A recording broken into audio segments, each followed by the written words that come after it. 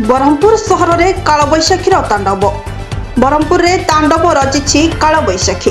ब्रह्मपुर सहर समेत गंजाम जिलार विभिन्न स्थान में कालबैशाखीर तांडव देखा मिली। प्रथमे कोहला पाग और घड़घड़ी और बिजुली सांगकु दीर्घ 3 घंटा धरी बादलपट्टा वर्षा होइथिला।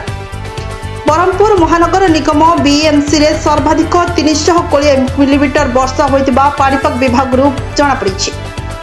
लगाण वर्षा जोगु ब्रह्मपुर सहर में खालुआ अंचल जलमग्न होइतिबा बेले अनेक स्थान में रास्ता उपरे नाल नर्दमा जल लहड़ी भांगुतिबा देखा मिली।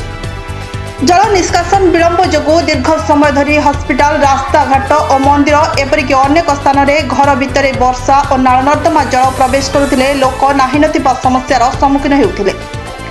सेपटे वर्षा सहित घड़घड़ी और पवन जोगु बड़ बड़ गछ सहित विद्युत खुंट ओलटी पड़ता फल रास्ताघाट अवरोध हो यातायात में बाधा उपजिला।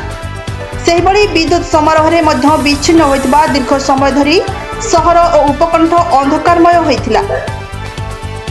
जिले में केवल दिग्गपहंडी थाना अंतर्गत बमकई ठारे वज्रपात जोगु जड़े छात्री मृत्यु घटिया जनापड़ी।